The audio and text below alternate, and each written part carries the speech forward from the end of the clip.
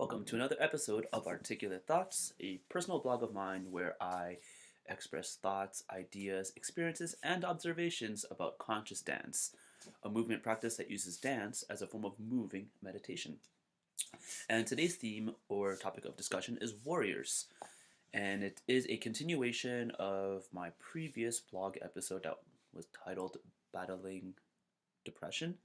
Um, so in that episode, I talked about how depression was kind of restricting my lifestyle and kind of getting me down and really got me in a bad place in life, but used movement as a form of medicine and was able to build myself to a better place. And conscious dance was a really big part of that.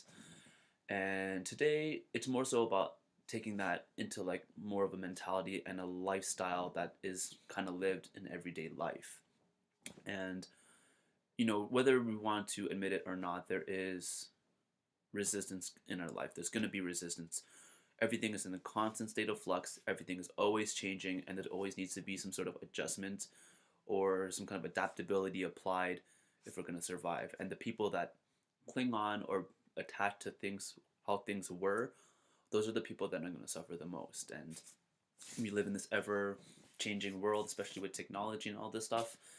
And it's very easy for an individual to be presented a problem, an issue, or something that feels uncomfortable, and they have an opportunity to divert their attention and avoid the situation altogether. For example, maybe got into a fight with my friend, and I'm like, man, you know what? I don't want to think about this. I'm just gonna watch some Netflix or go on Facebook or go on YouTube or go on Instagram or whatever have you. It's just so easy to run away from our problems and just kind of stick our head in the sand and do something else.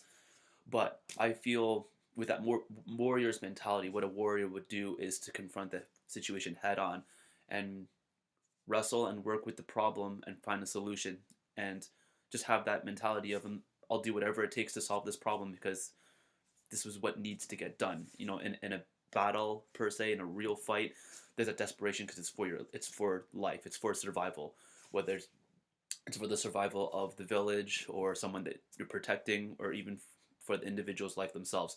There is that urgency, and I think in everyday life there isn't that urgency is not there. It's something that could be a lot of our issues, and a lot of the things that we resist can be avoided, put aside, and just kind of shoved under the rug and never be confronted again. But it lingers, it festers, and it over time it devalues the quality of our life. And I could say that for myself, and I think that's just a very common theme in humans overall. And I come to learn that conscious dance can be a tool for this. Um, we could use the dance floor as a form of a battlefield or a training dojo where we could confront our issues, confront our demons, and work through it. And if anything else, just to think about it, confront it, be present with it, and feel the issue, and allow movement to take place by physically moving our bodies once we've kind of come into a state of accepting and analyzing the situation a little bit. Then we just move past it, and I think just by the virtue of physically moving our bodies, it's almost programming our unconscious mind to move past it as well. And that's how the sense that I get in it when I use conscious dance. And um, I never thought of using conscious dance that way until I came to Calgary and I took a class with one of the most valuable teachers that I've come across in my entire life, and his name is Evangelos Diavolitsis. And I remember I went to his first class, and I was very curious when I left because I was left with a feeling of something's different about this. I went to a handful of these different conscious dance circles or conscious dance meetups and jams and ecstatic dance and all these kind of things. But there's something about his class particularly that left me moved, and I thought about it the whole week. So I ended up going next week. And then the next week he said something that made me feel very uncomfortable. I forgot what it was, but it was just bothering me so much throughout the dance. And he kept on saying it, kept on saying spaciousness, he kept on saying spaciousness, and I got so annoyed. And then I ended up leaving. And then throughout the week, I couldn't get out of my head that I left this class, because essentially what I was taught, what I came to realize was I was a coward. I stepped onto the dance floor, which is, I treat as a battlefield, and I was presented an obstacle, some sort of resistance that I didn't like, and I didn't find the solution. I just ran away. I just turned my back on it and ran away.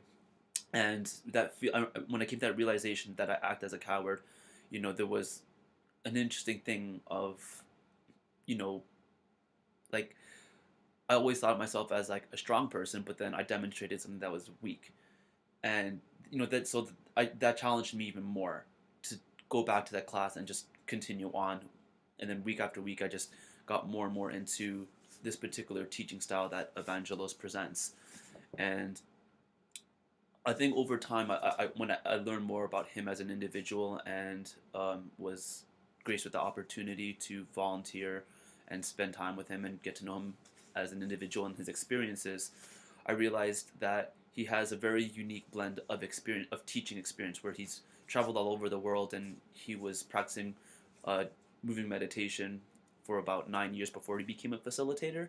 And on top of that, he does his own spiritual practice of Buddhism meditation, and he has a mentor in that and consistently trains with the same people. And I think that has allowed him to grow as a movement facilitator and a teacher. And he offers something very unique that I've it's very rare that I find in any other class. And I think out of all the conscious dance communities I've been to and classes I've taken, very few facilitators are willing to go into the shadow aspects of things and go into the dark side of life. And it's great that we can use dance as a form of expressing joy and connecting community, but for me, I want something more than that. I want something that will change me allow me to change as a person and create space for personal development and growth to its maximum capacity through dance.